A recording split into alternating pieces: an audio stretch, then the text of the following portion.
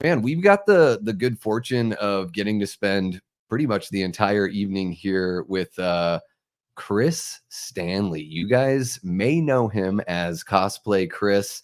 You know, he's also got a channel on YouTube where he reviews films and does, you know, kind of like shows off bits from his collection, screen used props, you know, props and things, costumes that he's working on, all that kind of stuff. So really, really talented guy from Australia. Man, the guy is very, very busy, kind of jet setting all around the world, very active. So very pleased to have him here with us tonight. And we'll be bringing him on shortly here. Just want to say what's up to everyone else that's wandering in here. Raymond watched Return of the Living Dead earlier. Perfect, perfect. All right. And we got Fatchy back saying what's up to everyone. All right. Well, yeah, guys, let's waste no time here. Let's bring in our guest for the evening. Now, we're going to do a pretty good job here of making sure that we don't keep him here all night, but I do have a little list of things that we want to talk about, or at least that I want to talk about, so we'll see how that goes. Paul Stanley's brother. That's hilarious. I love it. All right, guys. So without any further holdup, let's go ahead and bring in the man, Chris Stanley. How are you doing, Chris? How you doing, mate? Doing very well, thank you. Hey, everyone in the chat. Yeah, it's really appreciate you coming on and spending some time with us. You know, I know you're very busy, but one of the things that I really love about you, Chris, is you're so gracious with your time. You're very accommodating to folks. And I think that's, you know, something that I really look up to, just being just a little bitty guy here on YouTube. Just really, you know, appreciate that, and something that, you know, I aspire to be the same kind of way, regardless of where the sub count is and all that kind of stuff. So really appreciate you spending that time. Oh, dude, no, of course. And like you're doing so much at the moment for us, for Gotham. So like always have the time for you, man. And obviously, like, you know, you're working your absolute butt off with this channel, and it's so good to see like you don't stop either. And like you're building this beautiful little community that I'm seeing right here, all these wonderful people that like we were saying before backstage, that, you know, just chat amongst themselves as well. So it's really nice to see, man. And you know, just can't wait to see where you are in a year's time. Because yeah, your consistency is very inspiring, to say the least. Yeah, it's man, it's really tough. I think like with the pre-recorded stuff, that was pretty much what I was doing exclusively at the beginning, because I was like, well, what's the point in going live if no one knows who the heck I am? You know, it'd just be like a tree falling in the woods.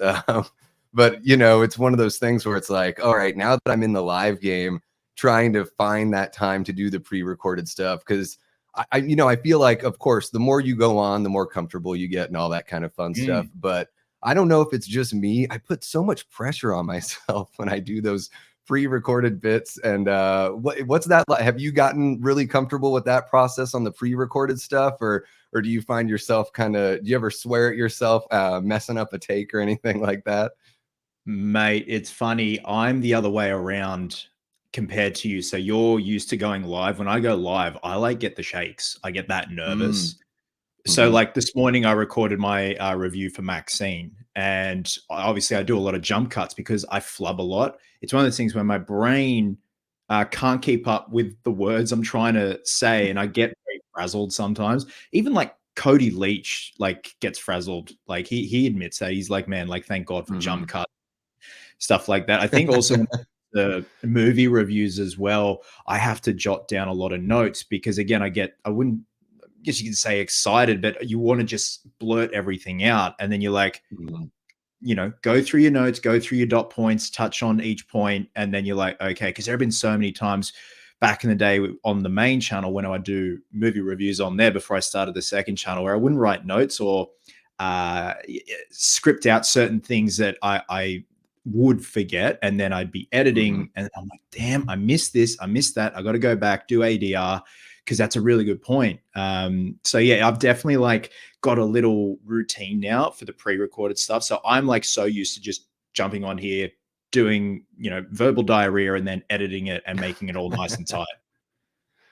Yeah, I think that's something that I definitely have to figure out, because Yeah, I think sometimes I can psych myself out before doing that. Whereas live, I mean, I'm far from perfect live, but there's something about, I get the jitters a little bit, but there is something just about you know, you just sort of embrace that at some point, and you're just like, all right, well, this is it, and it's kind of cool to have those. I think one of the things that people love about YouTube is just how real it is. That it's Mm. like they don't mind if you flub a little bit because they can go to TV or something like that if they want, if they want the suit jacket to be buttoned up and if they want everyone to talk like this, like that kind of thing. So that's kind of the fun thing about YouTube, is just being able to be yourself, Yeah. flubs and all. Yeah, absolutely. There are times where Kate has to check, like she'll open the door. She's like, we love you out here. Is everything okay? I'm like, don't mind me. I'm just saying terrible things to myself. Dude, yeah, like there'll be times where like I'll record and then I'll just edit in here. But like if I record early in the morning, because Chloe and I have our routine where like, we'll have coffee in bed and the dog's there and it's nice. And if I'll be on the laptop seeing, if there's any news or anything, usually I'll wake up like the other week when all those photos of Corin Sweat in his Superman Oh suit yeah. dropped. And I'm like half awake and I'm like, oh God, I gotta do a video now. Okay. So I get up and like splash some water on my face, have a few sips of coffee, and then I'm editing in here. And then I just hear from our bedroom, Chloe being like, "Where are you? Can you come back?" And then so I don't want to wake her because she's like still half out of it. But yeah, just Yeah. it's nice to have that little bit of support out there. And like, even though like sometimes I'll shut, like now I've shut the sliding door because Chloe's out there working. And I'll like say something silly and I'll just hear a giggle from out there. Yeah, there's even times where I don't know, you guys have got a pup, and I don't know if your pup is vocal while you're recording, but man, there are times where like one of our cats, he'll just be laying down at the door, mouth right there, and I'll finish a sentence and then I'll hear him just the saddest. "Meow."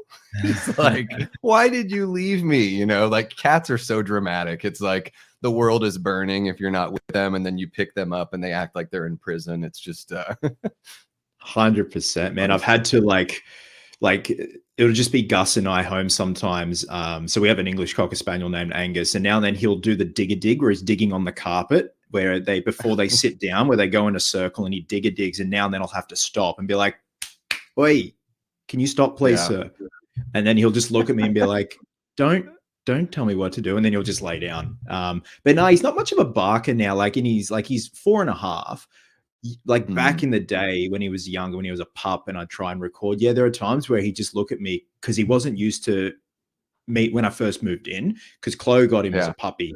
Then when I moved in and he saw me doing this with the camera and everything, he's like, "What are you doing? Like, I don't like the look of that thing." And he just go off his rocker. But now he's fine. Like the the shit I do, like with Freddy and Batman and all that, he's so used to it. Like I'll come trundling out in a bat suit, and he's like, "That's my dad." Yeah. Yeah, I can smell you a mile away, buddy. What about when you bring home like your awesome Spawn bust? You When mean you're that? carrying something like that, does he freak out a little bit? Nah, man, Look at that. he's so used to it. But yeah, this thing is a beast and a half. That is gorgeous. And I was Yeah. so relieved to see that you guys have like lovely rainy days there in Australia. It reminds me of home because I was like, oh, that looks like my hometown. I miss the rain being out here in the desert. I think we got really blessed that day, and it made for good video because Chloe filmed it all. She was great. She's like, "Give me the camera, I want to Mhm. help." And going up to the Blue Mountains, when it rains, it gets really misty. And I'm like, we picked the best day 'cause it just showcases how like enchanting the Blue Mountains can be on a day like that. And it was Mhm. like when you go to Katoomba, which is where that vintage store was, where the spawn bust was, it's like a charming little, some like little towns are just made for winter. Yeah. Like Yep. summer, it's a whole different vibe, but winter, when it's raining and all that, you're like, "Ooh, this is cozy." Like, go to a little pub Mhm. on the corner and get yourself a beer or a wine, and you get a nice hearty meal. I'm like, this town was built for winter. Yeah. Yeah, absolutely. There's my hometown's got a similar vibe. Like even though downtown, tons of tourists in the summer, all that stuff, but yeah, in the winter, it's got that quaint feeling. There's like that one singular drag downtown where all the bars and the shops and everything are.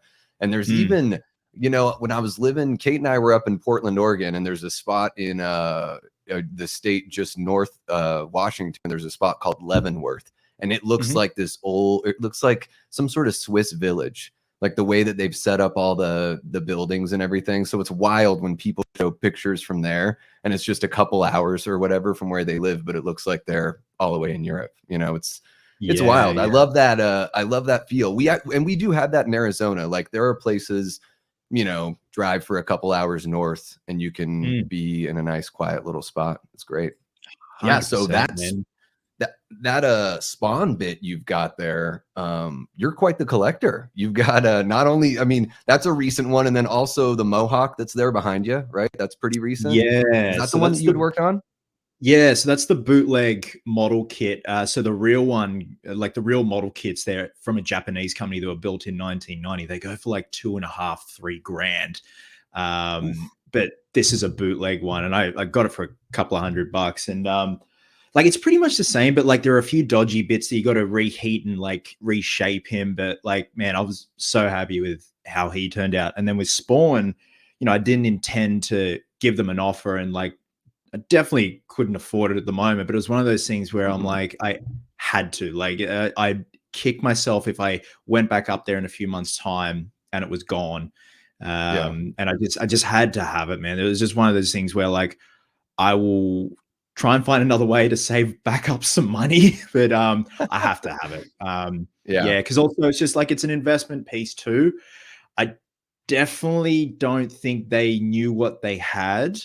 But yeah, they, you know, they got a nice quid that day. But you know, at the moment, I'm in the process of figuring out some way to offer completed light up busts in like maybe do a run of 20 of them.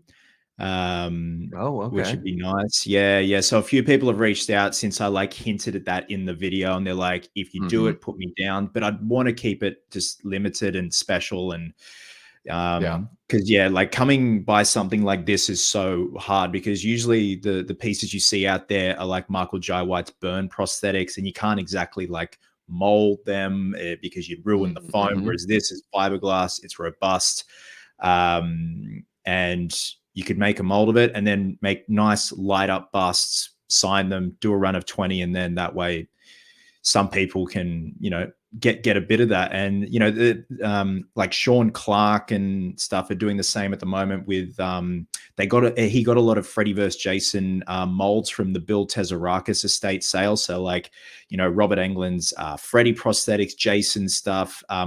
My Jason hockey mask is down there, which comes from the screen use molds for one of Jason's hockey masks from the film. So it's cool that, you know, he does that, other artists do that, where you're able to offer these pieces, obviously like limited to keep it a bit special.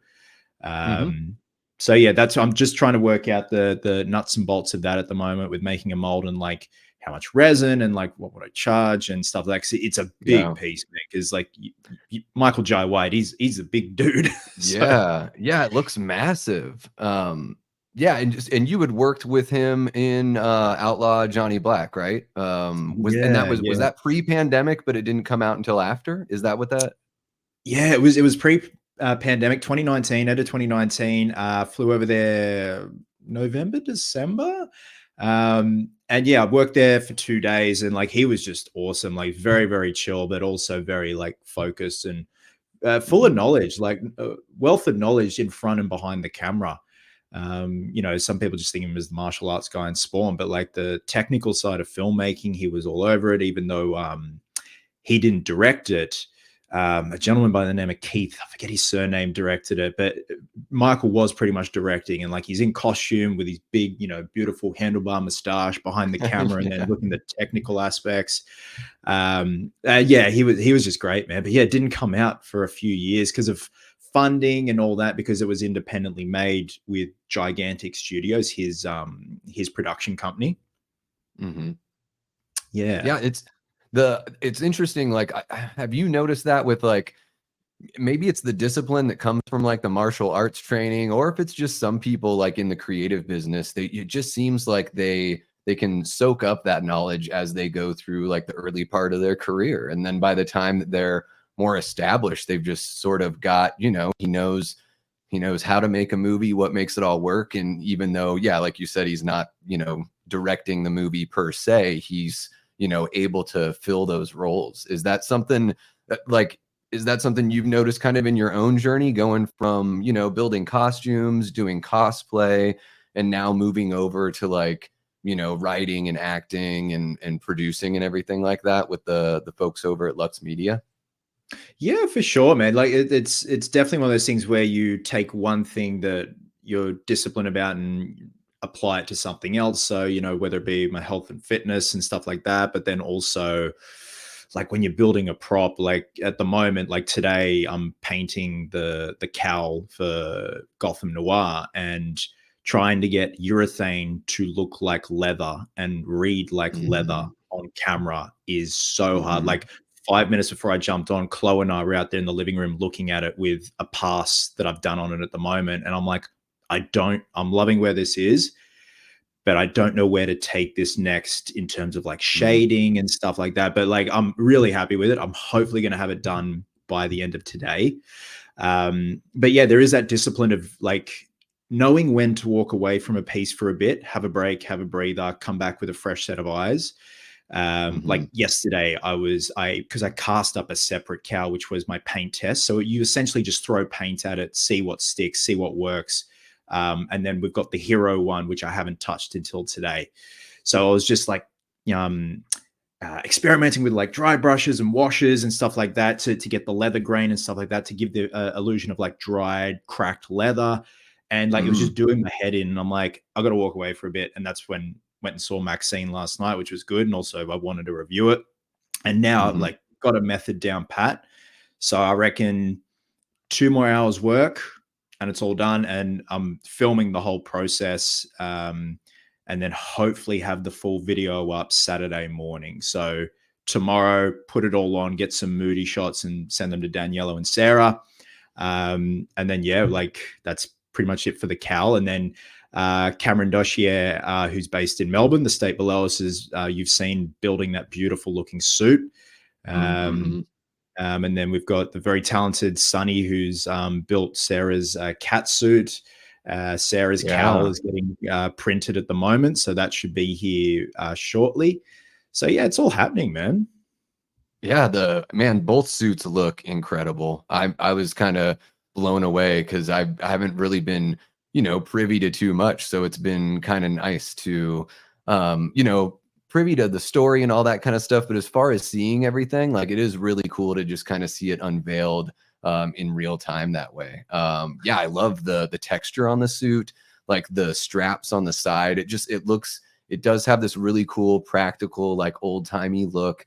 Same with the cat suit. I really loved how the fingers have like the bronze armor Mhm. on them, like with the cat claw. I was like, that's pretty brilliant. I don't know if I've ever, maybe I've missed it in the comics. I just don't know if I've ever seen a Catwoman that could like, block things and defend just with the armor on her fingers. And it just Yeah, has for this really sure. cool look.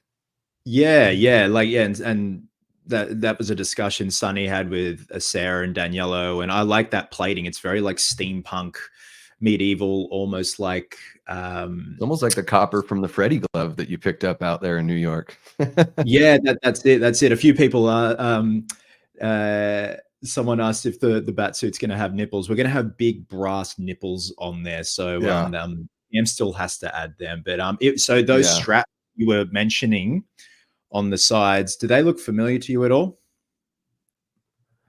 I couldn't pick them out of a lineup, I don't think. So those I'm are gonna feel dumb. vintage, quick release parachute straps. They're actually on Tom Hardy's Bane vest in Dark Knight Rises. Oh, damn. That's really Yeah. cool. So I had a few of them in storage and they're vintage and I just had them lying around because I was going to do a Bane cosplay at one point and I saw yeah, they're on his vest. I'm like, what are they? And then they're like quick release. And anyway, I just had them lying around. And then when I was sending stuff down to Cam to use like the chest emblem, the belt pieces, and just things for him to tinker with, I've got to send him a neck seal so he can sort the cape out. I sent him those straps, and he goes, I could use them. And they look great. It kind of just looks like it'd be something you'd strap either to hook something on the back of the suit. Mhm. So yeah, and the fabrics that he's using are beautiful. It's very like Mhm. some panels look like brushed bronze and stuff like that. So again, kind of keeping with the early 1900s theme. And then you got Sarah's outfit, which again, those claws utilize that kind of copper, brass, oxidized look, Mhm. steampunk. So yeah, it's there's definitely a theme with these suits. Yeah, I mean, the production value of the suits are amazing. Like, they look incredible. I'm totally blown away. Now, how long have you been doing, like, building, props and suits and all that? I mean, how is that something that you picked up from, like, a family member, or did you just kinda start doing it yourself for fun and then gained more knowledge as you went? Um, all self-taught for the most part, man. Like I definitely do come from a very theatrical, creative family, especially my mum's side. Like my mum's a entertainer and an actor. My dad's more like the more logical side.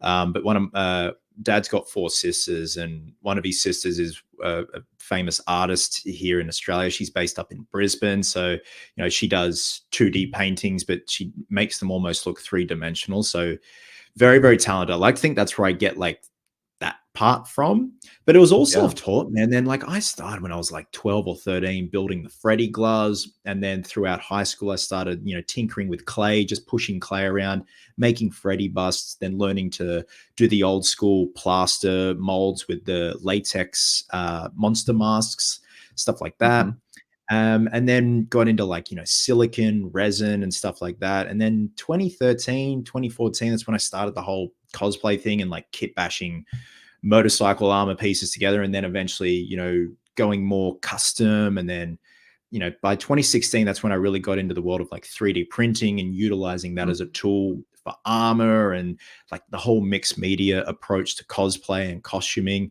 And then eventually got to work at a studio here in Sydney called Odd Studio, who won the Oscar for Mad Max Fury Road for prosthetic makeup. Got to work on Thor: Love and Thunder with them, Furiosa, The Lost Flowers of Alice Hart, that was recently on Prime, I think, Amazon Prime, with Sigourney Weaver. So yeah, it's been great, man. Like just bit of everything, and I love it that way. So you started out, you're kinda like a little Tommy Jarvis there, 12-year-old Chris just starting to make masks and doing Freddy gloves and all sorts of stuff. And Freddy is like, is that your guy? Like, if you had to pick one horror villain or horror character, is that the one? Mate, absolutely. Like I just even like non-horror fans, like when we have people come around and they're like, I've got my life-size Freddy right here with his fingers cut off Mhm. staring at me. Like even just the story of how Wes designed Freddy, I think is the coolest thing ever. Like, the red and green colors of the sweater, the eye Mhm. hates side by side, give him a personality, the glove, everything. He's assembled such a cool character. And obviously, given the fact that he wasn't a mute, Freddy had a Mm. personality and Freddy could emote through that scar tissue. And just I think it was like the teasing, the taunting he'd do with his Yeah. victims. And then obviously it got so wacky by like the fifth and sixth one. But then you look at how he was in part one and two, and I'm like, that's like his most purest form. I love that. Yeah. Yeah, he became, like, kid-friendly. By the time that maybe I was aware that Freddy existed when I was little, but I was in, I think, like, about 5th grade when, Freddy's Dead came out, something like that, and that was, like, my first experience really seeing Freddy, playing the Mm. old NES game and all that kinda stuff too, just kinda, like, diving into that world.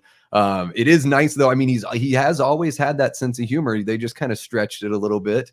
That happens to all those horror characters. I mean, whether or not they have a personality or if they're mute, it's always going to get ridiculous at some point. You got to bring it back. Do you think we've got any A Nightmare on Elm Street news on the horizon? I know people have been whispering about vague news, but do you think there's going to be something within the next few years? You know, a new Man, movie or something like that?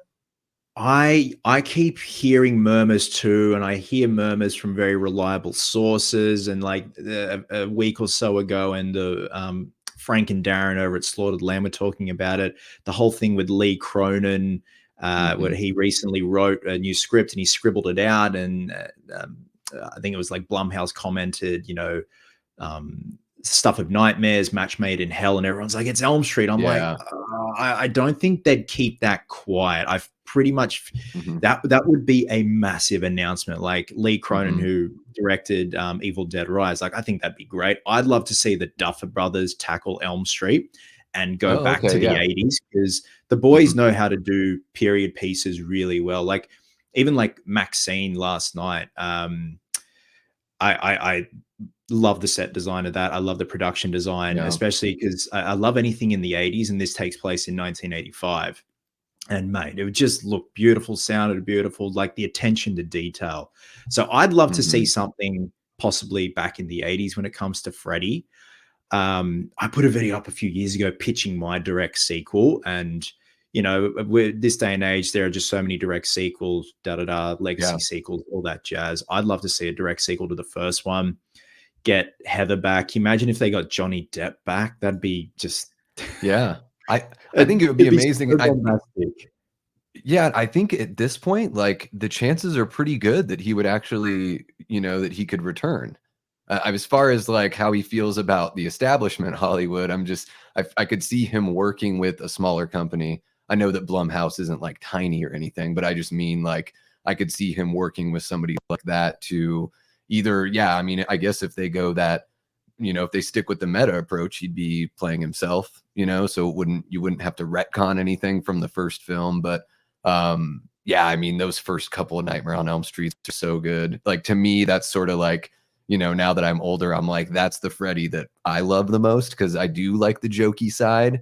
But I Mm. like it with that, just like that ill intent, there's just where he takes joy in torturing people. And it's not so much about the, saying bitch after everything, which I don't think he does, but I think that's everyone's memory of Freddy is that he says bitch after everything.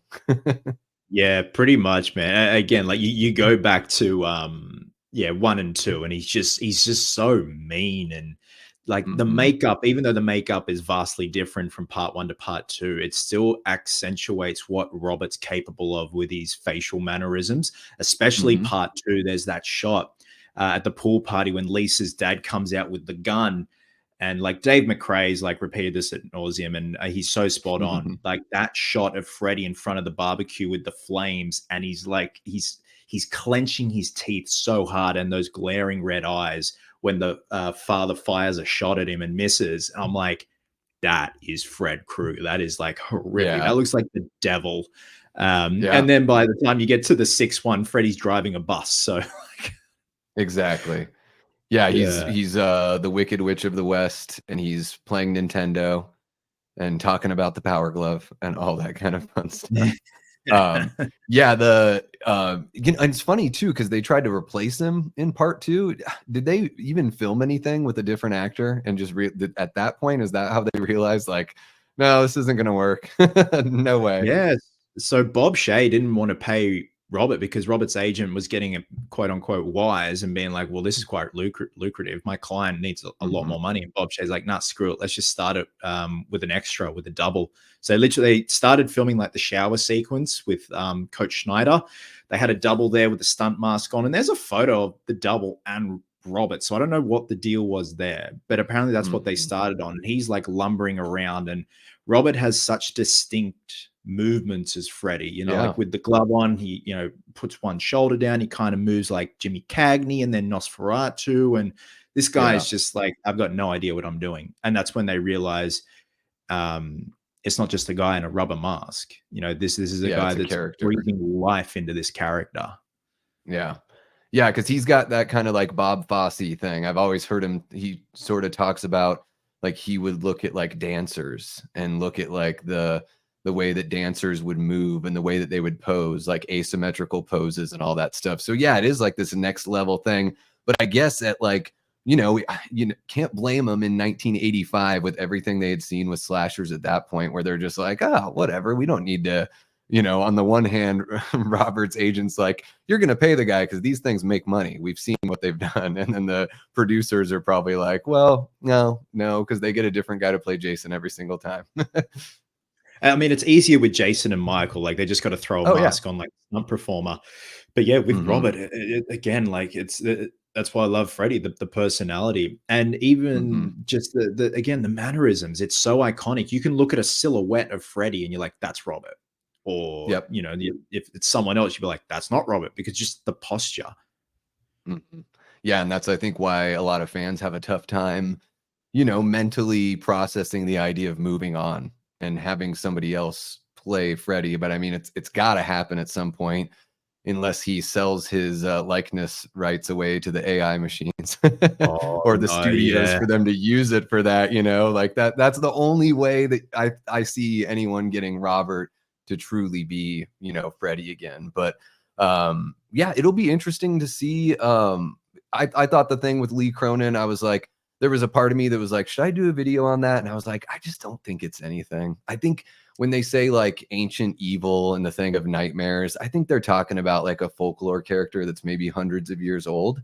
And maybe that's just me hoping that Lee Cronin gets the opportunity to do something that's like relatively fresh, or, something that's not an existing IP that's been around, like, in recent history. So, because I enjoyed Rise. I'm a huge Evil Dead nut. I thought Rise could have been a little bit more, but it Yep. certainly is an enjoyable Evil Dead film for sure. It's not Superman Returns or anything like that. No, that's exactly right. Mhm. I really enjoyed it. I had a lot of fun with it. I love the intimate setting. Mhm. I think I was working on Love and Thunder because Odd Studio built the big mangled together monster at the end of Evil Dead Rise in the car park, where it's Mhm. the Yeah. amalgamation of all the victims. And they had to build a practical puppet. Like for the most part, it's CGI, but they needed something tangible on set.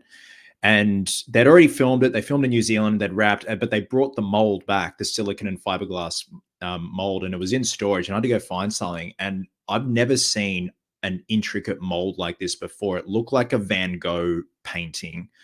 And I said to Mm. one of the crew there, I'm like, "What is that?" And they're like trying to explain this monster to me, and I'm like, "What?" And they're like, "It's got like limbs, and it's like different people." And I'm like, "What is this movie going to be about?" But Yeah. I dug the concept. I dug the fact that they kept the Sam Raimi abrupt angles, like the camera Mhm. work, the abrupt kind of POV stuff, and then like when something flies in someone's mouth, they follow the prop into someone's mouth, stuff like Yeah. that. I love, yeah.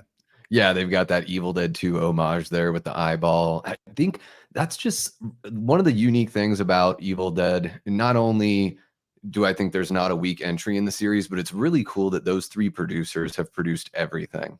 Like that's something Mm, that's wholly unique within horror, that like Rob Tapert, Bruce Campbell, and Sam Raimi have been making every single decision for Evil Dead since the very beginning. And that's wild. So that means when they go hire someone like Lee Cronin, they know they've got a good one. Or Fede Alvarez, who just completely blew my mind. I was so skeptical about going back to the Evil Dead because I think at the time they were kind of pitching it as a remake of sorts. But now it seems like it just fits into that world. It's not a remake. It's just more of like a reboot or whatever. But yeah, I mean, those guys, they really know what they're doing. I know right now, I think they're working on a couple different movies. And I'm at the point now where like I'll take the hands off the wheel and just have faith as a fan. It's like, all right, what I kind of want to see is like different points in history in different countries. I kind of want to see like what happens if there's an Evil Dead, like a night of Deadites that break out like in the Old West or mm. in Africa in the 1700s, or you know what I mean? Just like let's get wild with it. Like let's really kind of open up what something like Evil Dead can truly be. But Absolutely, yeah, man. I agree. and the what was I gonna say about Lee? Oh, with Fede Alvarez doing Alien Romulus, are you looking forward Mm. to that one? Are you a big Alien guy? I actually haven't watched any of the Alien films. Um, Yeah, I just never got into it. Like I'm a more of a Predator fan. Mm, But I everyone's telling me like I know I should watch them, especially with Romulus about to come out. I think I remember the first one always being on TV when I was a kid, and I think obviously just because I was young, I didn't appreciate the slow burn horror elements, and I was like, typical kid, mhm, like this is mhm. boring, and I just never revisited it. But I feel Yeah. now in my older age, I definitely should revisit and just start from scratch. And even like I've seen Alien, the first Alien vs Predator. I have seen that one. I haven't seen the second one, but Romulus does look good. Like I watched the trailer, knowing full well I haven't watched the others. I'm like, this Mhm, looks good. And like from what I remember seeing with the original Alien in the first couple of films, I'm like, this feels like it's going back to the roots of what made the mhm. first one so good. Yeah. Yeah. Yeah, and I think it's gonna take place between the first 2 movies, which I think is a really clever way to, like, because I'm not the biggest prequel guy for the most part, Mm. but it's like, man, if you put a movie in between 2 other movies, then you can that kinda helps you because it gives you some parameters, you don't have to sit and explain. You're not trying to just show how all the characters from the one movie, like, got all their things, like the way that Solo was about, like, "This is how Han Solo gets his name, and this is how he got his Oh, blaster," and it's just like, "What yeah. are we doing? Like, is this a movie or is this just, like, a video game?" Yeah, But with it's like Alien no one Romulus, it's yeah. it's like No, no go one ahead and finish. answered that. Raymond, Malibus said, "What did Chris think of Prey if he's seen it?" I loved Prey. It really took me by surprise. I think it was it's so I got to see it in the cinema. They had a little preview screening. Obviously, it came out on Hulu. Man, it's Mhm, so disappointing that it didn't have a cinematic run because the sound design, everything was just so good. I loved it.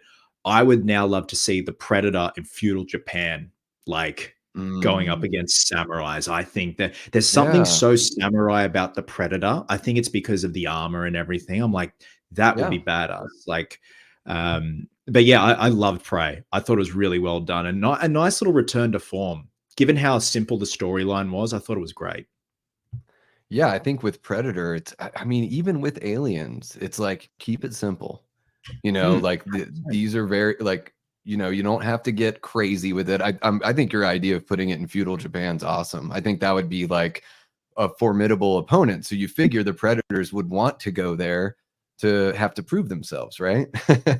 So it's yeah, sort of yeah. like Evil Dead where you can just drop them in, like, anywhere in human history, and, as long as you have some interesting characters and some good battle scenes, you're good to go. But yeah, it is a shame that some of these movies are just getting, the direct to streaming and that they're not getting that opportunity. When you were out watching Rebel Moon, I remember you Oh, saying yeah. that in one of your videos where it was just like, I think that most people watching it at home, it's probably just not going to be the same, like, and you think about how much time goes into that and how important, like, sound is incredibly important to film, and then how you kind of cut the legs out from under a film in a certain regard if you don't give people that opportunity. Yeah, absolutely, man. And like Rebel Moon, obviously, it's not well received at all. Like I see where its Mhm, flaws are, but for the most part, I definitely did enjoy part two. But that sound design on both parts is just amazing. Like mhm, it's very booming. And I'm like, it sucks that it just goes straight to streaming and like people won't have a proper, some people won't have a proper setup. mhm. And yeah, like the same with Prey. Like the sound design was incredible, just so atmospheric, especially that one sequence in the burnt out forest when the predator just lets loose and starts this massacre and just stuff like that, man. Even when there's silence, just the little things like Yeah. white noise and stuff like that, things that Mhm. your brain necessarily wouldn't pick up, but it still helps in like the illusion and the experience of being immersed in that world. Absolutely. Yeah, I think sometimes the lack of sound is just as important. Like, it's all about those peaks and valleys and finding the right time. So it's almost like a movie with an amazing score, and then when you cut that score out, it kind of highlights that moment in your brain. You put a little bookmark there of like, oh, there was that scene where everything got really intense. Sort of like a camera not cutting. If you take the Mm. music out, all you hear is breathing or what have you. There's 2001 has that, of course. Even, you know, some of the Halloween movies kind of focus on that. Again, a good example of a movie with great music, but when it's not there, you're just sort of like tensing up and just waiting for that release. That's what, you know, I had a great time. Kate and I really loved Late Night with the Devil in the theater. And I think another reason why some of these movies maybe aren't performing as well as they probably could in the theater is because like a week or two after they hit the theater, they're already announcing when it's going to streaming. It's like, oh, what are we doing here? Because maybe even if you are going to release a movie like a couple months after it's in the theater, don't tell us until like the week before, you know, because I think Late Night and then Abigail did the same thing where it's like, well, now you're wondering why we're having a steep drop off here. But Late Night with the Devil in the theater was, talk about immersive. I mean, that just puts you right there. Yeah, absolutely, man. It was sad, like going to Abigail and Late Night with the Devil. Like there was no one in the cinema when I went, and I'm like, this is like it's middle of the day, middle of the week, but at the same time, like whenever it's horror, like unfortunately, it just gets a pass sometimes, and especially Late Night with the Devil, man. Technically, I loved everything about it, the story, the concept, the fact that they filmed it in the state below us, and they utilized like pretty much all Australian actors apart from Dave Dustmulchin. The effects, it was all locally done, which is great. And like I follow Sharp Effects, who did a lot of the most of the effects, and they put up photos the other day of the young lady with the devil mouth and all that, when that quick little glimpse of when the devil comes out. And I'm like, that's great. Like not enough people realize how local this film is, but also just how genius it is as well. Like it's so simple in the execution, like a late night talk show trying to interview the devil. Like that's great. I love stuff like that. Yeah, and it's really cool. I love the way they did like the 3:4 aspect ratio. Then they break it to the widescreen black and white for all the commercial breaks. It's pretty much real time once the show starts, like more or less. I think that's another really cool concept we don't see enough. Yeah, and I mean, I saw like, of course, no movie's perfect and all that, but a lot of the criticism I saw is, well, it wasn't very scary, and I'm like, well, if you're a grown adult, are you really banking on like being legitimately scared by a movie? Like how many movies isn't it like, I guess maybe I'm a different kind of horror fan. I don't know if you're this way too. For me, it's like the roller coaster ride is what I love about horror, and just the oh shit moments. Kind of like the way a comedy can catch you off guard with like a really, you know, big time joke or something like that. I feel like horror has the same potential with its scares, but yeah, I don't know. Maybe it was watching it in the movie that kind of sold it on both of us, or seeing it in the theater, I mean, that kind of sold it for both of us. I think so, man. Absolutely. Again, and that's why, like, going back to it's a shame that some stuff just gets instantly dumped on streaming. And yeah, I do see. I love the thrill of getting a good scare, or like I said this morning in my Maxine review, like X and Pearl gave me the ick. Like it just made me feel icky and dirty and just uneasy. And then obviously when you walk out of the cinema, you're fine again. But it's like, again, that roller coaster thing, like putting yourself through that scare, and you're like, oh, that was like a rush. It's like an adrenaline junkie who loves like skydiving or something like that. You want that rush and you want that effect. But then when it's all said and done, you know, you go back to normal, but then you reflect and you're like, that was effective. That was great. I love that. Yeah. Yeah. I think that's what it's all about. Absolutely. Now, you know, I wanted to talk a little bit about, we did hit up Gotham Noir a bit. I kind of want to jump in just a little bit and see, you know, how everything's going with the stunt training. I really love the featurette you guys put together. For me, that was like one of those things where just kind of like made everything, you know, feel so much more real to see you guys going through that. I mean, you keep in really good shape, right? You're definitely not shy about that, as far as like, and I think like, you know, physical health is really, really important. So having a routine is something that probably, I would imagine, helps you keep a lot of things in your life straight, right? And like, but you know, what's it like? Have you been ramping up the training to get ready to play Bruce and Batman? Are you still giving yourself cheat days? And if you do, what's your cheat day snack or meal that's your go-to? Yeah, I gone are the days of like chicken and steamed veggies and all that. I'm a firm believer in everything in moderation, balance. You know, if you're getting like 20,000 steps in and training at the gym, it's not going to touch the sides. It's fine, but as long as you know you're getting your nutrients, you're getting your protein, but you're sleeping as well, because like sleep is the key. So in terms of like training, it's pretty much business as usual for like, you know, the weightlifting side, but definitely trying to up my cardio endurance, because with the stunt training, I didn't realize how important cardio is, because it's a lot of explosive movements where you're using those fast twitching fibers, which is a lot different Mm, to, you know, lifting weights where it's the slow twitching fibers. It's like more controlled and stuff like that. But when you got to like mhm. lift someone over your head and stuff like that, and you got to grab someone and tackle them on the ground, it's like a sprinter. It's like when they start off at the starting line. So like the approach training wise is pretty much business as usual. But yeah, with the stunt training, it's been intense, insane, really fun. Daniello prevised everything last week and the week before for the two main fights, so he can get an idea of how everything is going to frame up. So, and that helps us as well, kind of see where we could possibly change certain things or improve upon certain things. So, yeah, man, it's definitely been a challenge, but a fun challenge. Hell yeah. Awesome, man. Yeah, it's been really cool watching you guys get all that going here.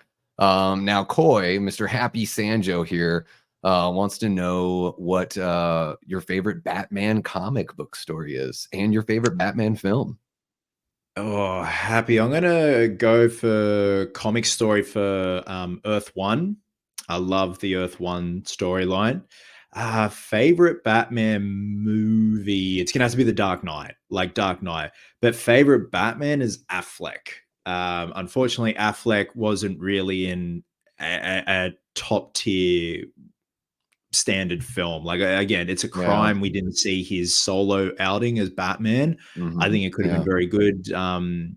Just from what I've heard with the script, and then, you know, the concept artwork with himself in the suit, and then Joe Manganiello playing Deathstroke. It could have just Yeah. been like Arkham Origins, but like so good. So yeah, I'm gonna say Earth One, The Dark Knight, but favorite Batman is Affleck. All right, there you go, Coy. Yeah, I mean, for me, I really, it's really difficult. It's probably more difficult for me to pick a comic book story. Mhm. But I think I still got to roll with Batman 89 as my favorite Batman movie, because I absolutely love Jack Nicholson's Joker, and I love just the world building that they did. I love that gothic, like art deco style of Gotham that they've got there. So I haven't been able to let that one go. And yeah, it is, it's the way that DC was doing things for a while, and hopefully James Gunn can kind of like get them to control the accelerator a little bit, because it seems like they were so eager to catch up with where Marvel was. It was like they wanted to Mhm. build a house on sticks instead of like, laying the concrete for the foundation and letting the shit dry. Because I know that when Affleck was writing that movie and they were like, well, we're going to pick a release date. And he's like, what the hell are you doing? I'm not even done with the script. Like, I want to Yeah. write and direct this Batman movie for you, which to me seems like a dream. Like a Mm. guy who's, I don't believe Affleck won a Best Director. I'm not sure, but didn't Argo win Best Picture? So a guy that's capable of directing, films that are award winning on the highest level. And it's like, why wouldn't you just give him carte blanche, let him have that time? And it seemed like it was going to be a very personal, maybe like small scope story as well, which I think is a really cool idea for Batman. I think Batman's one of those Absolutely. characters where you can do that because he's, one of the best known characters in the entire world. So I yeah, it is agree, a man. shame. It was supposed to be a psychological thriller with Deathstroke eventually picking off people in Bruce's circle. And I love stuff like that, like really taunting Mhm. him, getting to him. And again, it could have just been so good. But yeah, I think Affleck was very disgruntled with things not going particularly his way, and things were just taken out of his hands, and he's like, well, it's Yep. no longer my thing, so what's the point anymore? And I think by the end, like, obviously, his divorce and his Hmm. addictions and stuff like that got the best of him. So like, he's obviously doing a lot better now. But I think that was like, he was really proud of that, but then it was no longer what he had intended to do, so that's why he stepped back. Yeah. Yeah, it seems like the producers just wanted to keep pushing for something where he's just like, what do I have to do to get you guys to be patient with me? I'm Ben friggin' Affleck. Like, Mm. and so we've seen, DC kind of and Warner Brothers just sort of fumble the bag a little bit where, I think it's like their animated features have been like really successful and solid, but what they've put out in live action has just been kind of spotty. I actually really liked that Flash movie, and it was like it was getting destroyed. I thought it was going to be so bad, and then I went and watched it, and I was like, that was really fun. That felt like a really cool, like Back to the Future meets superheroes kind of movie. And I was like, I don't know, maybe I maybe I just gave it too much credit. I don't know. How do you feel about that Flash movie? I definitely had fun with it, man. It was like, it was just, I was there to see Keaton. I was there to see Keaton back as Batman, and obviously Affleck's last outing, which was just went out on a whimper, like not just the Yeah. suit, but also just his involvement. But for the most part, I did have fun with it. Like, it's by no means a perfect film, but I think it was, with what they were going for, with all the cameos and all that, it's probably the best we could have gotten with that concept. Yeah. Yeah, I thought that like everything with Supergirl, I was like, man, that could have easily been a train wreck, but I actually kind of liked that contribution there. And man, of course, I was goosebumps the whole entire time Keaton's up there, and it just made me think, God, I hope that him and Tim can work together again on another Batman movie. Because really, with where effects are now, all the fight scenes, even though I'm sure a lot of it's, computer generated or stunt doubles and all that stuff, I'm like, to me, it seemed relatively seamless. I was like, this is doable. Hmm. And especially with him coming back and working with Keaton on Beetlejuice, I'm like, well, that would be wild if they could find some way to do that. Even if it's like a Flashpoint paradox thing where he plays Thomas Wayne and the Thomas Wayne Batman, or what have you. Something, it would just be really cool. But I dream. Mm. Yeah. So you had mentioned Corn Sweat earlier with Superman, and I thought it would be Mm. kind of fun to talk a little Superman with you because you had that amazing video with the Christopher Reeve suit. I'm talking about the one just where you were trying it on. That's the one. No, Yeah. Yeah. Yeah. that was my that suit is incredible. I mean, it's maybe I'm just an old guy, but it's like, man, there's still just nothing wrong with that thing. It looks absolutely perfect. I don't know It what it is, is. yeah, and the fact that, like, it's just lycra, no textured fabric, no, like, specialty state-of-the-art stuff. It was just how they did Christopher Reeve suits back in the 70s and 80s, just, four-way stretch Mhm. or two-way stretch lycra back then. Like, the chest emblem wasn't 3D printed or molded, it was all sewn into the suit. But I think it's just, as well, the colors as well. Your eye is just drawn to it, and it instantly gets this Yeah. dopamine hit of, like, oh, that's triumphant. That's nice. I like that. So Mhm. it is a beautiful suit, man. Yeah, they did a wonderful job building that. Yeah, that little light on the blue, that there's something about, like, I love when Superman is kind of like the Boy Scout, like Mm. I don't mind it even if people say that's cheesy. Like, to me, that's the core of his character. And it's like, I don't mind an approach or an interpretation that goes a little bit darker, but I think, like, the contrast between him and Batman both being DC characters is like one of them's the good boy and one of them's the bad boy. And so I kind of like that. It seems like, at least with like the vibe I'm getting from what I'm seeing with James Gunn's film, especially with the comics that he's referenced, it does seem like we're going to get a little bit more of like Superman helping out little kids and rescuing cats and all that kind of stuff. Is that what direction do you want to see them take Superman? And then I know you've talked about the suit a little bit, but maybe like, with your knowledge on like the, cosplaying and building suits yourself, is there any way they're going to be able to smooth out all those creases and folds in that suit because it looks a bit big, especially versus the Reeve suit, which is just completely form fitting, not one damn wrinkle in the whole thing. I see wrinkles in the trunks, and then of course anywhere where the joints bend, and I'm like, I'm gonna wait until I see it in live action, but I just gotta know, how you feel from that perspective of the kind of work that you do. Yeah, man, it's an interesting one, especially given the fact that the first photo they released was him putting his boots on, like just in a strange pose, crouched over, where the Mhm. suit's not flattering, not showing off the trunks because they brought the trunks back, and I love the trunks. And then yeah, Mm. all those step photos, and it just loose fitting on the sleeves, and just not accentuating the hard work Corin Sweat's put in the gym to build his physique up. So I don't know if it's going to be a post production thing. I don't know why you do that because Cavill's suit, Reeves' suit, it's all in camera. It all hugs the body. That's how Mhm. it is. Like unless there's like a story reason behind it where he gets a new suit, like the could be like that's his startup suit and then gets a new one. And then today we got the new photos of Nathan Fillion as a lantern. I'm like, that just looks very CW, very strange. Um, Mhm. yeah, but in terms of what they're going to do with the character, I want them to, yeah, go back to, getting cats out of a tree at first and, Boy Scout. It's, we've had our dark, broody, moody Cavill Superman, Yeah. Christopher Reeve, League of His Own. But then I want them to go back to like the simpler Superman, but also do something different at the same time. I think Corin Sweat's a fine actor, especially like, 'cause I rewatched Pearl the other night and he was in Pearl, and I'm like, you look more like Superman in Pearl than you do in Superman. That's weird. Um, Mm.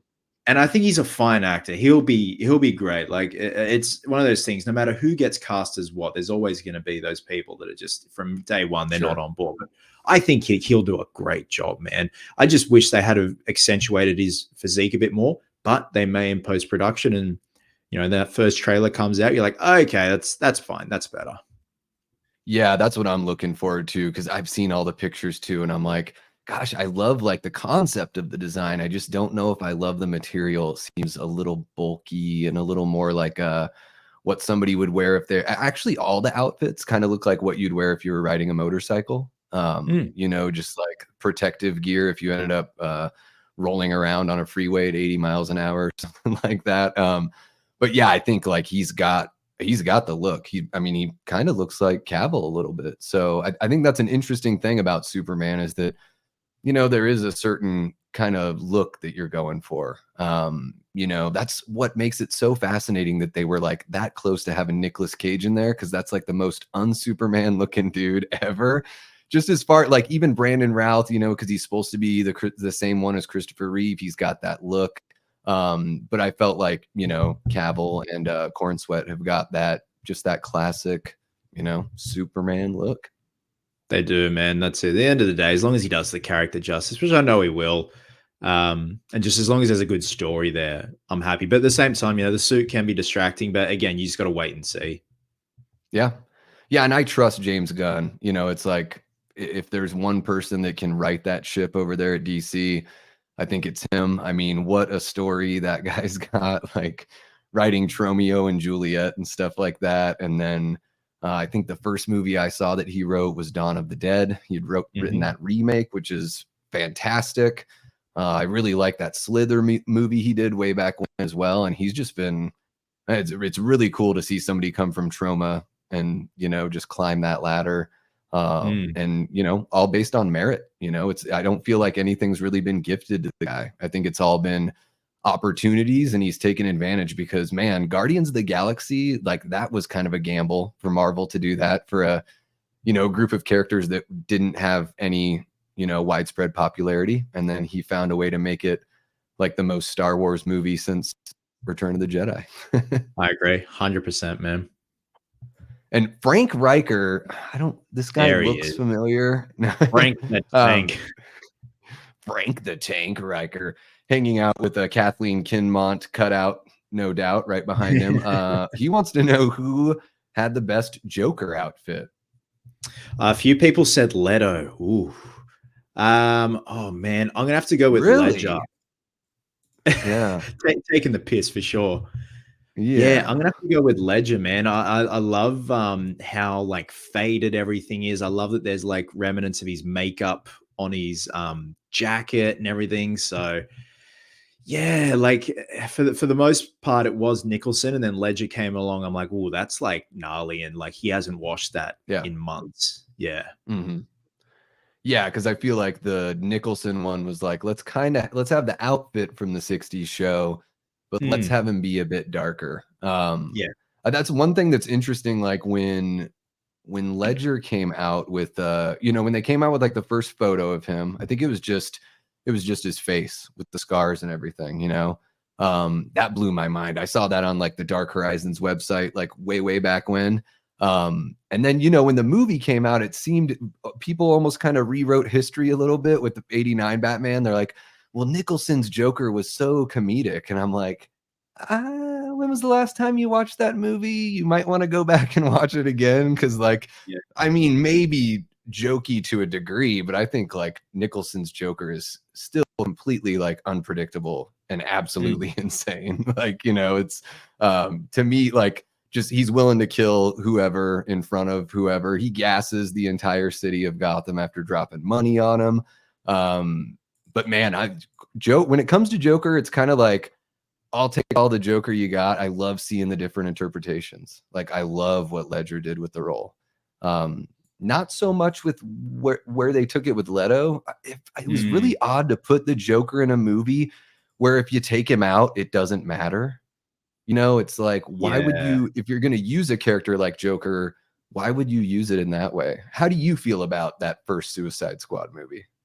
Oh man, it was a it was a big clusterfuck, but also I think Leto had potential, but the writing and the directing just wasn't what I thought it would be. And like he's a talented dude. Like he has his ups and downs and he's Mhm. a strange bloke. And I'm like, yeah, he's perfect for the Joker. But then I think he kind of got a nice bit of redemption in Zack Snyder's Justice League with that tacked on nightmare sequence. Like I would love a whole movie Yeah. just about that timeline. That would Oh, be yeah. badass with Nightmare Batman and Cyborg and Flash. And yeah, I definitely think he redeemed himself there. And obviously he's in Zach's hands there as opposed to David Ayer. And like David Ayer, like Leto, his career's ups and downs. He's got some gems and some not so good films in his filmography. But yeah, it was such a wasted opportunity, especially coming off Dallas Buyers Club. And like I loved him in that. And he rightfully won an Mhm. Oscar for that. So when he was announced as a Joker, I'm like, this is going to be great. And then that first photo got released of him, doing that. And I'm like, Yeah. what is this? This is not what I had expected.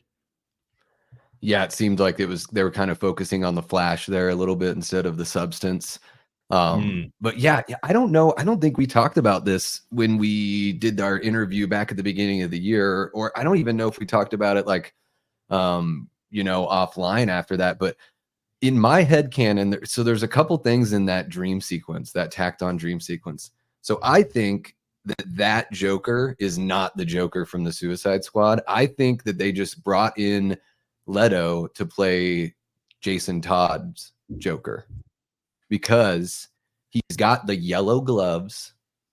He calls Batman Bruce, and there's some line of dialogue he says about he has like a little cutting line of dialogue at Batman right before Batman's like, "I'm gonna fucking kill you," and mm. he basically to me, I can't remember the exact line. I should have looked it up, although I guess I didn't know if we'd be talking about this. But he's basically like alludes to the fact that when people trust you, they die kind of thing, or they get hurt or whatever. And I was like, well, that would be like an interesting way to bring him back into the fold. But that's all gone bye-bye unless they open up that universe once again. Am I way off my rocker there? Did you notice anything? Did you take away No, any of that? you were right. Because what does he say? He goes, "Who screamed the loudest, the boy or the girl?" Referencing Jason Todd or Harley. Um, Mm, yeah, yeah. And again, like they cut a lot out of that sequence too. And when he hands Bruce the card, and that's when he's like, yeah, you nearly had me there. Just let me know who screamed the loudest, the boy or the girl. And I'm like, man, he's like, and I love the fact that Batman drops the F bomb. And I'm like, oh oh, yeah, again, I'm it's like, very a whole movie satisfying. like this just would have been badass, like Batman meets Mad Max. Yeah. Yeah, it's wild. I think that's like one of the things that really excites me about, what we're doing with Gotham Noir is being able to showcase something that the studios just don't have the guts to do, or they Mm, just wouldn't do it because it may be, you know, considered risky for them. yeah. But I think that these kind of like one-off stories, it's like look at the source material. Like, comic books have one-offs all the time. Comic books reboot all the time. Like, so doing that within film just seems to make sense. So I love that, like how Gotham Noir's taken things, a horror route, definitely more of that detective kind of route. That luckily we did see the detective, in the Batman. I felt like that was the most, detective like Batman we've seen, at least in a live action film. Mm. Did you enjoy that one? I did, yeah, very much so. I think it was great. I think Pattinson was great. Just a nice little success story, given where he started with Twilight, but then he really like showed his acting chops with like Good Time and then The Lighthouse. And then when he was Mhm. cast as Batman and the direction they were going, I'm like, yeah, this makes sense. And I just love how Gotham itself as a character, the detective noir approach, just every frame in that film is beautiful. And the sound design as well, just everything worked. It's a long movie, Mhm. but I really loved it. Yeah, it is really long. I swear if it were like 45 minutes shorter, I probably would have watched it like 10 times by now. But Yeah. the runtime, it doesn't feel long when you're watching it, but then when you go back to watch it and you're like, how long is this thing? Oh, geez, better cancel my dinner plans here. I love that kind of the relationship that he has with Gordon is really cool in that film. Totally, to me kind of stands out. In the whole Batman saga that we've seen on film, just a different kind of relationship there. And then man, Paul Dano as the Riddler, talk about being scared in a movie.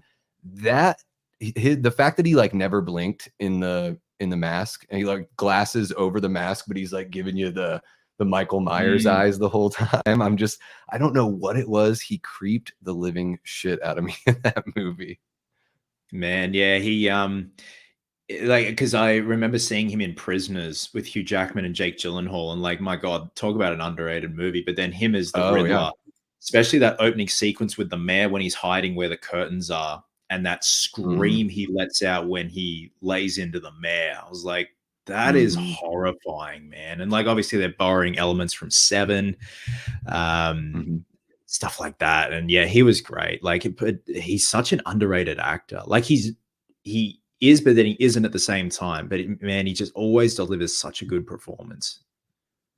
Yeah, and he's like just all over the place with his performances. It is awesome to see, younger actors like him and, Pattinson get to take on these roles and just show throughout their whole career how much they've grown. And yeah, like you're saying, the violence just feels very visceral in the Batman, Mm. just feels a bit real, kind of like you're a fly on the wall seeing something, happen in real life. It gives you that dirty feeling. They definitely nailed that one there. And then look, we got people bringing up Joaquin Phoenix, who I almost completely forgot to mention here. I think Joaquin Phoenix had the best Joker costume. Felt so Taxi Driver to me, says Big Rod. And then It did, Tyler says yeah. Phoenix was a Thin Ice. Do you mean Dancer, Tyler? Or Thin Ice Danger? Or do you mean, are you saying that he was a dancer? Because he has a kind of a dancer quality to him in that It first does, Joker yeah. film. And it looks like we're probably going to see more dancing in Folie à Deux, if my French accent is annoying enough That for looks like everyone. it's gonna be a wild ride. Yeah, I like that it looks like it's a departure because I love when sequels don't rehash. I'm a big fan of sequels. Kind of, we talked about Aliens earlier. Like the second Alien movie is way more of an action sci-fi, whereas the first one's like a haunted house in space.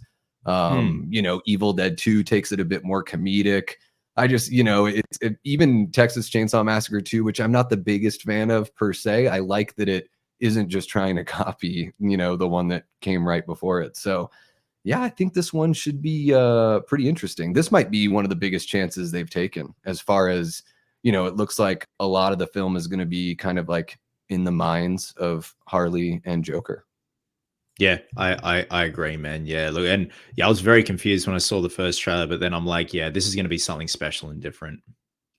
Yeah. Yeah, I mean, Joaquin Phoenix is just, man, he really pours himself into every Mm, role. He's just such a character. I know he had yeah, like that really funny interview and everything on David Letterman, but like I love that kind of stuff. Like even when Crispin Glover went on Letterman like back in the 80s and almost like kicked him in the face and all that stuff. And have yeah, you yeah. seen that interview? I have the guy is an absolute nutbag, but he's entertaining to watch. Yeah, yeah, and I feel like, yeah, Joaquin Phoenix has kinda got that, you know, there's something about the Joker that just makes people kinda wanna see if they can lose their minds a bit when they jump in there. Absolutely. Now, I one of the things I wanted to talk about because I don't, see it talked about too much, at least, like, nowadays, and, I peeked around on your channel just to make sure that I wasn't covering stuff that you've already covered before, but I wanted to chat a little bit about that Batman animated series. Are you a fan of that one? I am. When I was a kid, I haven't revisited it since I was a kid, but yeah, it was always like the priority when I got home from school in the afternoon. Yeah. Yeah, and that one, I felt like they did such a good job of kind of blending that feel of the Burton movies, making it a little more kind of kid friendly. Yeah. But it's really cool the way they, again, the Art Deco style. I love like the broad shoulders and everything like that. Do you have are there any episodes that sort of like stick out to you or that you remember from seeing it as a kid? Anything that had Mr. Freeze in it, I think they wrote his character. Oh, Cecil's here. Hey, Mhm. Cecil. I think they wrote his character so well, but also Harvey Dent slash Two Face. But mostly when it was Mr. Freeze's storyline. And again, like the character of Mr. Freeze, I always loved, and it's he's been done so well in like the Arkham games, and then obviously Arnie came along, and the Iceman cometh and all that, and I um I, I always loved the interpretation of Mr. Freeze in the animated series. Like animated series was just on a whole nother level. Like it was just Yeah. so genius, so good, and so much care put into these characters. Yeah, it didn't talk down to, like, the kids, even though it's a cartoon Yeah. that's essentially meant for kids. It seemed, like, dangerous enough and adult enough that, that even grown-ups could be watching it. I think it probably came out I was in, like, 6th or 7th grade, I think, when it came out, so I was about 12 years old, 11 or 12. Mm. I absolutely loved it. I mean, exactly what you said with Mr. Freeze. I had written down there's an episode called Heart of Ice where you get, like, his backstory and everything, and I just felt That's the like one.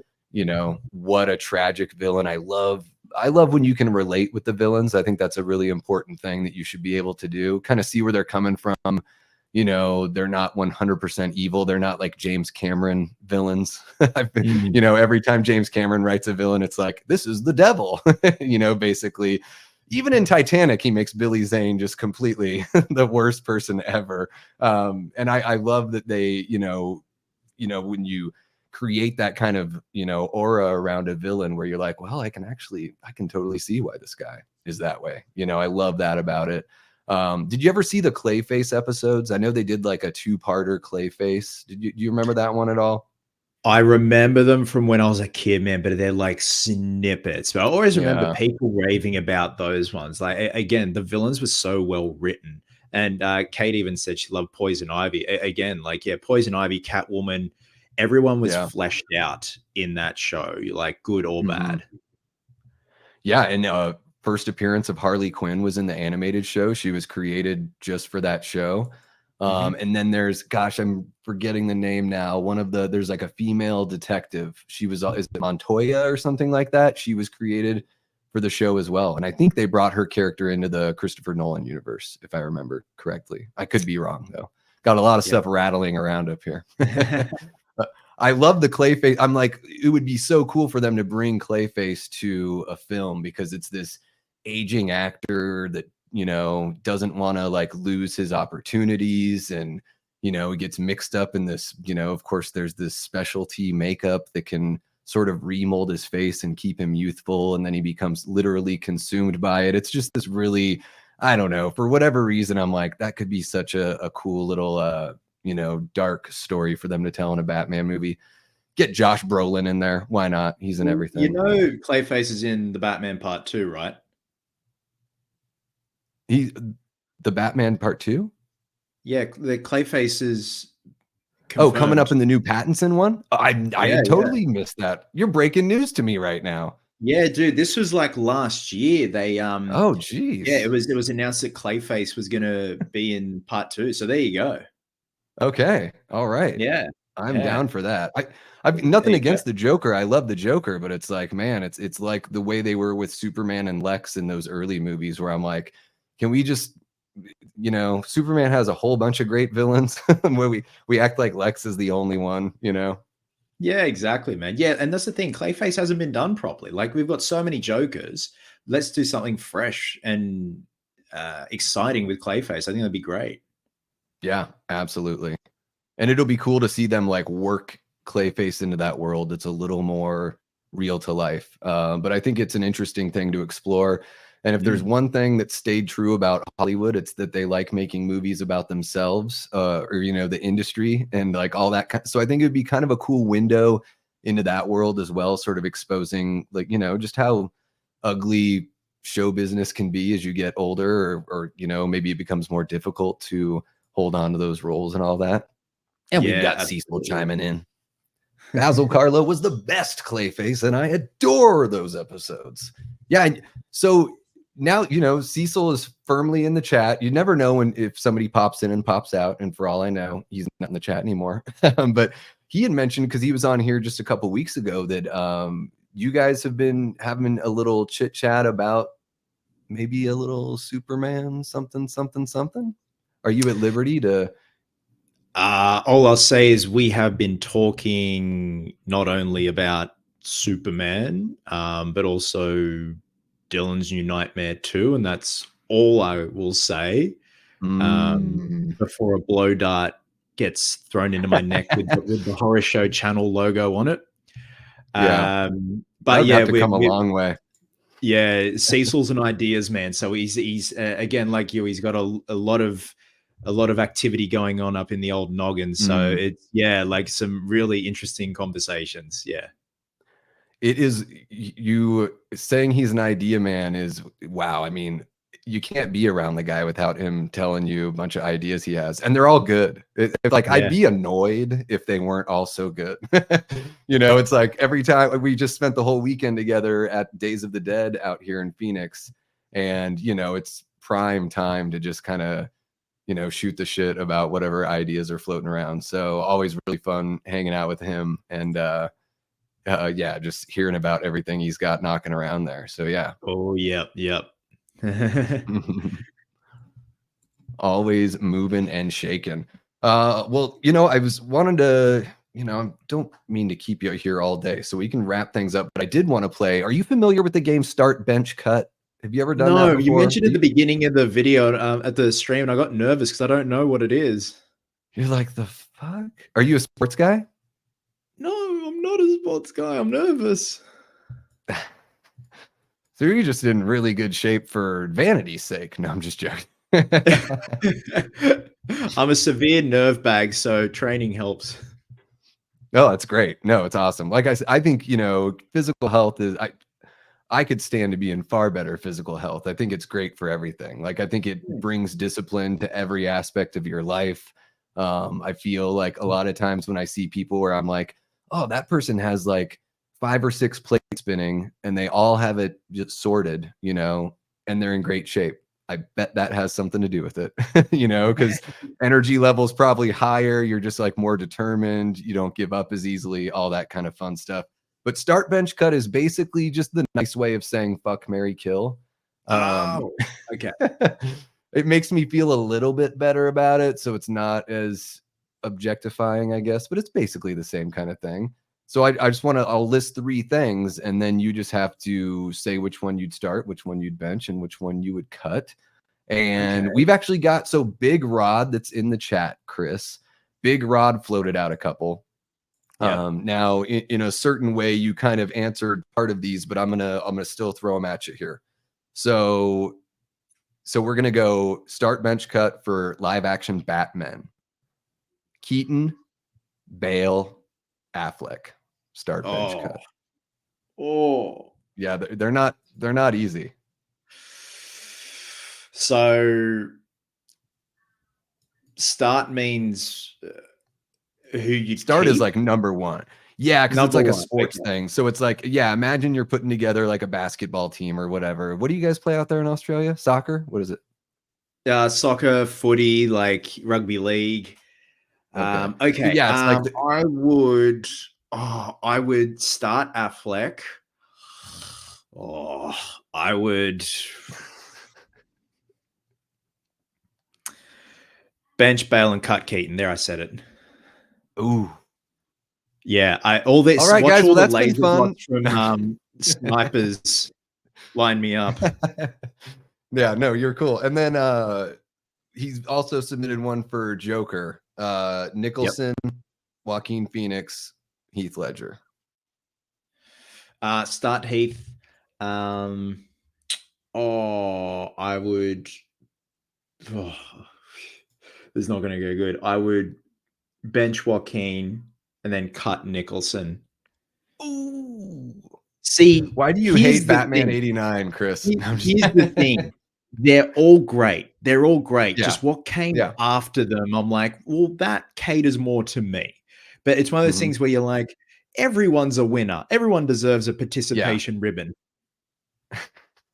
Well, that's the, I try to make them tough because yeah, I think that's usually the argument is they're all worthy of that start spot. So it's just sort of, where do you fall?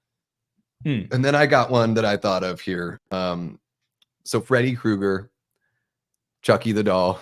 I just like saying Chucky the doll and Pennywise the clown. Oh, well, obviously start Fred. Oh, I'm gonna bench Chucky and cut Pennywise only because haven't seen enough of Pennywise. Yeah. If that makes sense. Like we have, but also for me, I haven't in comparison to screen time with Chucky and Freddy. Yeah, for sure. Yeah, I was trying to think like I wanted to put Joker in there. I was like, but I don't want two Joker like because I thought that would have been really tough, Freddy, Chucky, Joker. Like, what the hell are you gonna do there? Like, Yeah. that's a pretty difficult one. And Chucky kind of similar vibes to Freddy, that personality and everything. Yeah. I'm going through those movies right now and rewatching those for a franchise ranking, and it's pretty interesting because it's been a while for some of those.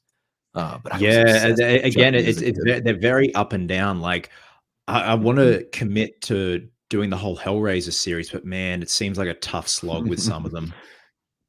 Yeah, I've only seen the first 3, and it just Mm, seems like the others are like, "What the hell am I getting myself into here?" yeah, for sure, for sure. Direct to video fare and all that kind of stuff. But Chucky was I was like 10 years old, so way too old for a doll, really, at that point, I think. And Mm, I asked my parents for a My Buddy doll for Christmas because I love Child's Play so much.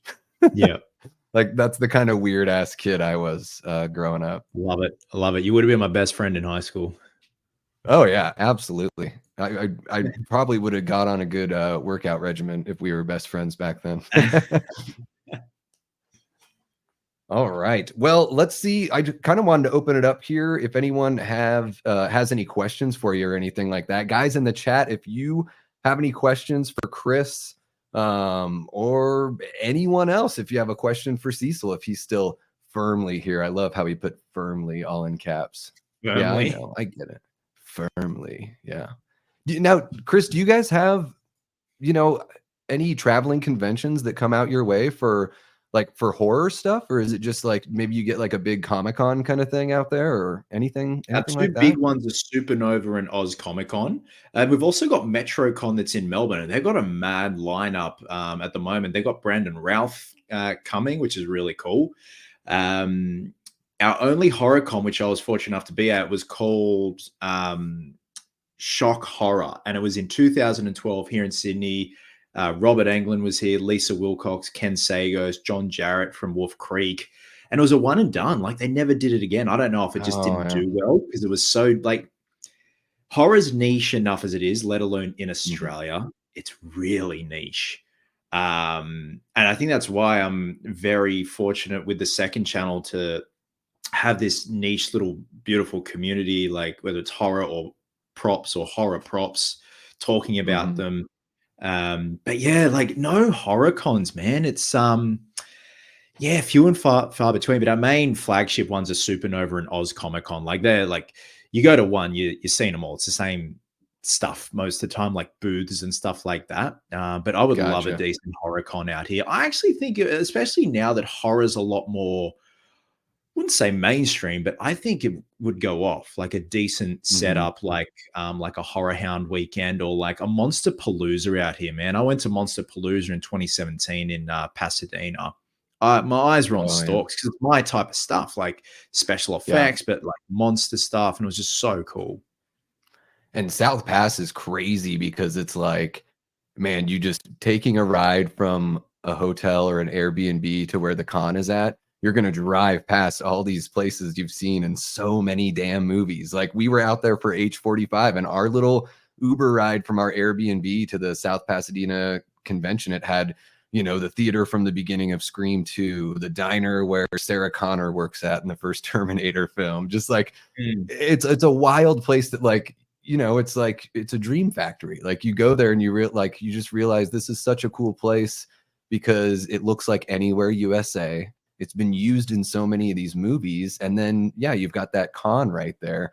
But yeah, I Mm. think it seems like Australia's kind of got a little bit of a budding horror scene there, especially with films being made out there as well. So I guess you never know. Yeah, yeah, man. Aaron Click says, Chris, do you like the Australian band The Church? I just saw them in concert on Thursday. I love them. Dude, I have never heard of them. Hang on. Let me have a look. The Church. Church. The church. I think it'd be one of those things. If I heard their music, I'd be like, ah, yes, them. The church. Well, Aaron, Oh. you and I have something in common because when I chatted with Daniello, Sarah, and Chris earlier this year, I asked them about a Australian punk band that I really love called Frenzal Rom, and Hmm. no one knows who the hell Frenzal Rom is. Even I my have not friends that heard of like the punk rock don't church. even know. I haven't heard of the church, man. Oh my god, Under the Milky Way is their most popular song. I feel like if I listen to Under the Milky Way, I'd be like, oh yes, I've heard of Mm. them. Yeah, yeah, yeah. Yeah, that's got to be what you talk about pressure. Now, when somebody talks to you and they're not from Australia and they like bring up the one thing, and then you're like, "Oh, I'm so sorry," I got to hand in my Australian citizenship card. and they're like, "Man, this guy doesn't even know about his own country. It's just an island. What's going on?" Oh man. Now, you're in the Sydney area, right? I am, yes. I'm in a suburb called Woolooware, which is about 45 minutes from the CBD, so the main part of Sydney. Yeah. Oh, okay, gotcha. So you've got a little bit of a quieter existence. You're not dropped right there in the heart of it all. Yeah, man. It's perfect out here. We're 2 minutes from the beach, so we can take the dog to the beach. If you want to go to the city, you don't want to drive. There's a train station 2 kilometers from us. Jump on the train, and it's like not even like driving in's 45 minutes, but like to get to the city, it's like 35 minutes on the train, and you're in the thick of it, and Town Hall and Central Station and like Martin Place. So yeah, it's nice. It's nice out here. Like I've grew up here. Like mum and dad and I moved here when I was 4 or 2. So I was born in the city, and we stayed in the city for a couple of years. And then mum and dad wanted something a bit more quieter. So yeah. Mhm. Yeah, that quiet life it's definitely nice. I got that growing up, and then now living in the city, I'm like, yeah, it's nice to get away from that. I'll experience everything that life's got to offer, but it is nice to get away, for sure. And then Necro Mechanimal says, do you have any other special effects account recommendations? Like yeah, visual effects or special effects house, and what's your holy grail proper item? Ooh, I think I might know what your answer is here, but go ahead. So yeah, Grail piece, got to be Spawn. In terms of special effects pages, man, like you got like Odd Studio, you got Ironhead Studio, you obviously got the talented Christopher Nelson, Academy Award winner Christopher Nelson, who did all the David Gordon Green Halloween masks. He won the Oscar for Suicide Squad. You know, worked on Exorcist Believer, and always just does damn good work. Oh God, what else is there? Now you put me on the spot. Talk about putting me on the spot. The one I Sharp was Effects. thinking of.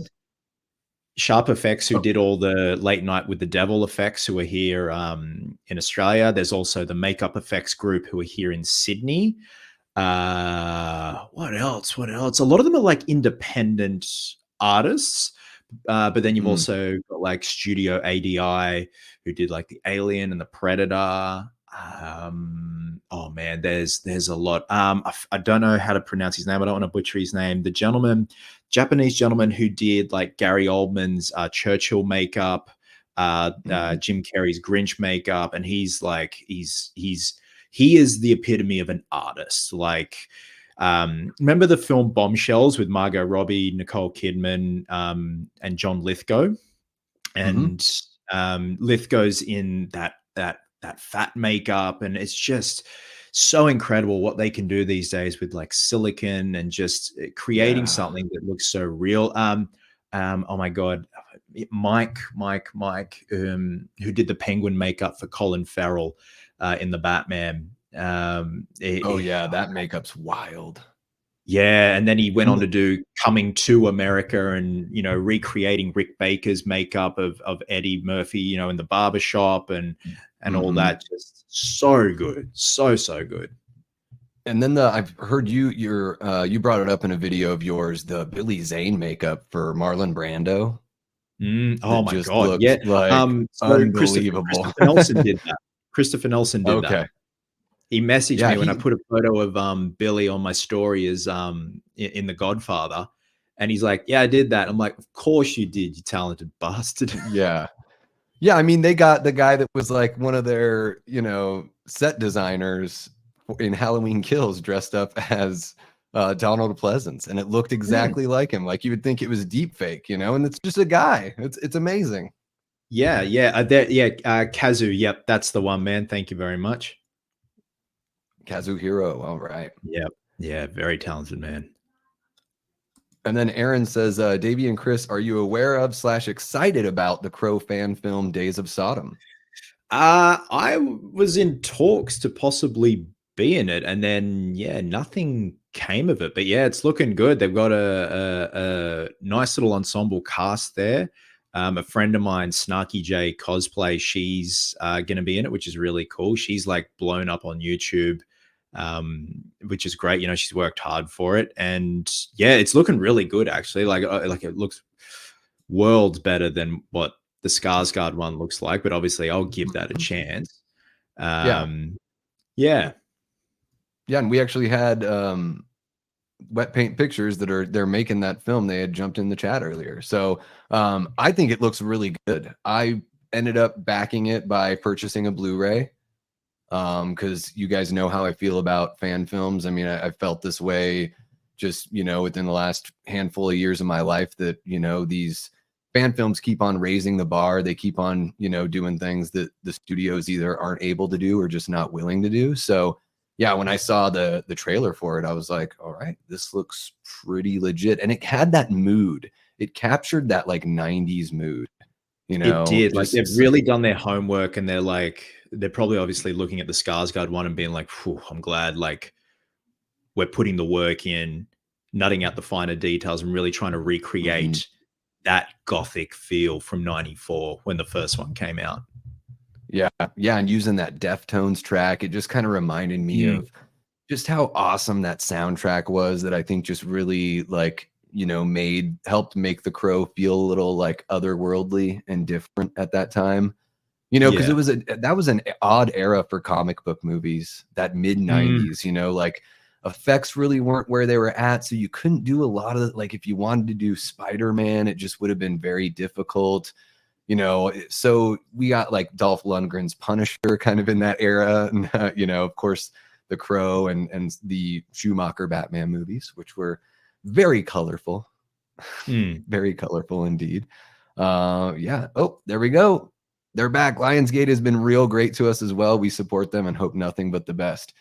Yeah, Yeah, I that's mean, I awesome. think as far as like that, the Bill Skarsgård, it doesn't really. I think the biggest mistake they made is just naming the character Eric Draven. That if they just tried to tell a different Crow story, they would have been better off. But Yeah, you yeah. know, I like with anything else, it's like I gotta reserve judgment, like fully, and it just seems like it's just for a modern age. So Mhm. maybe it's not my thing, but maybe it'll be for all the people out there with face tattoos by the time they were 18. Man, this movie is for them. So happy for you. For all the people that listen to really lazy hip hop and mumble rapping, they will love Mumble that rapping. movie. Yeah, yeah, yeah. And boom, there you go. Chris, let's set up a call sometime. Yeah, man. If you if Cool. you if you get nothing out of this interview, Chris, rather than other than getting to stare at my handsome face for an hour and a half, then Hell yeah. there you go. Yeah, Aaron's you're absolutely right there, Aaron. Of course. Oh, and look at this, Mm. Jamie, who's seen everything in the theater. Of course you did. Yeah. I'm jealous. 94 was a big year, man. Dookie by Yeah. Green Day came out. My whole world changed. That's a banger of an album. Yeah. Can't I it's so crazy to believe that it's that old. That's the album that essentially pushed me into punk rock because I got into Green Day and then the little Mhm. skater kids in my hometown were like, "Have you ever heard Pennywise? Have you heard Face to Face?" And I was that was it. I was full on this is the greatest subgenre or genre of music ever. Yeah, yeah, Much to everyone's chagrin, much to everyone around me's chagrin. yeah. Hell yeah. Well, Chris, this has been awesome chatting with you. Again, I know you've got a busy day. I want you to, got to maintain that focus working on the Gotham Noir stuff and everything. Yeah, I hope that goes well. I can when you were talking about like, doing the tests, making sure like the shading looks right and everything and that the textures are there. It reminds me of recording music when you're like, oh, this guitar tone's so badass. Then you put a microphone in front of the amp and you record it and you're like, why doesn't it sound the way it sounded in the room? And it's like, Yeah. all right, how do we make these adjustments with because the capture sort of brings, it's a different set of eyes. So it is really interesting to like, that extra level of work that goes into not just creating something that looks great in person, but something that looks great captured on camera. Absolutely, man. That's why like I'm constantly like trying stuff, then I'll get my camera and just see how it looks and how it reads given different lighting conditions. But yeah, as soon as I'm off here, straight back to work with shading, then highlighting the stitching, and then sealing it up and let it sit overnight. And then tomorrow morning, I'll like do the reveal footage and get some nice high res snaps and send them to Daniela and Sarah, and then they can do what they need to do with it. And then, yeah, I guess, they'll do their thing and do a bit of a cheeky reveal possibly next week or something because they revealed Sarah's cat suit last night. She looks great in. Mm-hmm. So yeah, like this afternoon is my deadline. I just want it done today because yeah, so much engineering's gone into it. Like little, just everything you got to like tweak little bits because it's a two-piece cowl and sometimes the neck wants to pop out like a Dracula cape collar and Oh, gotcha. Yeah.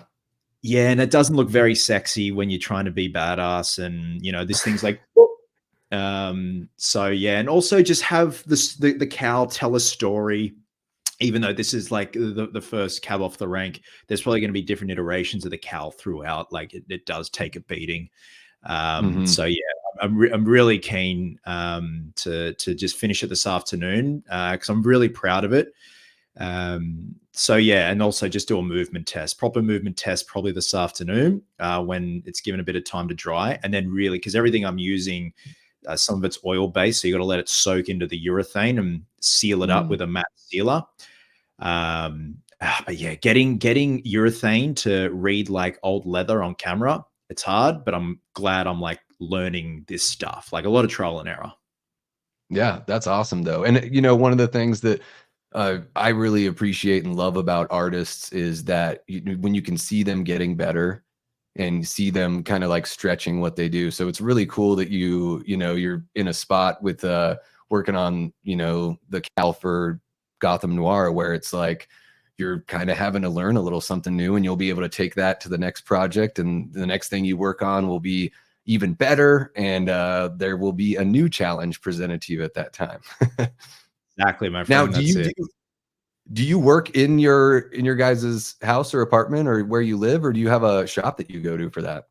For the most part, yeah. For the big, dirty, dusty stuff, I'll go to mum and dad's where the old workshop is. But like for like little painting bits and pieces and stuff like that, and even like casting up busts, I just lay down a big tarp and then just go for it and mix the resin up. So yeah, I've been like painting the cowl here in the living room and then out on the balcony, and a bit of airbrushing's involved. So I'll go outside and do the airbrushing. But all that's left now is all just like finer hand detail work, and then that's it. Seal it up. So I'll take it outside, the two pieces, and seal them up and call it a day. Hell yeah, awesome. And your parents, so they must live close by. Yeah, they're 15 minutes down the road, man. So it's nice and handy. Yeah. Perfect. I love that video you did with your mom watching Frozen Empire. She is a hoot, dude. She's insane, She, man. She's absolutely insane. she's like falling asleep. She's just like, the personality is amazing. I can totally see where you get a little bit of that for sure. Yeah, She is a absolutely. character Yeah. in and of herself. She should have her own YouTube channel. I mean, she's always wanted her own TV show, so she's working towards that. But yeah, she doesn't stop, man. She's 74 and like she still works full time. Oh wow. Yeah, my Yeah. parents are like right So, in that mid 70s. Well, if I get sick or something, she can host late night with the Davey because it's, noontime. Your guys is perfect, right? So it's a little day she would show for the do it, man. She Aussies. would absolutely do it in a heartbeat.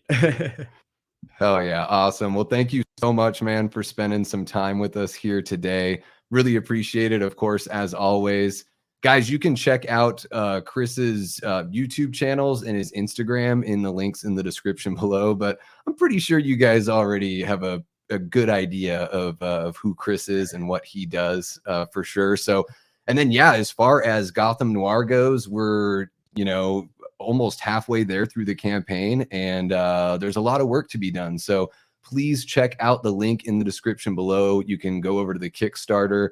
There's a whole bunch of great perks there. And then keep in mind, guys, even if you've already bought a perk, or maybe, something is just out of your price range, you can even donate $1 or $2, just whatever you can. It's going to take, a whole shitload of people to make this work. Not only in front of and behind the camera, but also you guys supporting the campaign as well. And, if you've ever wanted a Chris Stanley autographed picture, it's in there in the perks. So there it is. Look, he's Still just like, weird how did I hearing get that, here?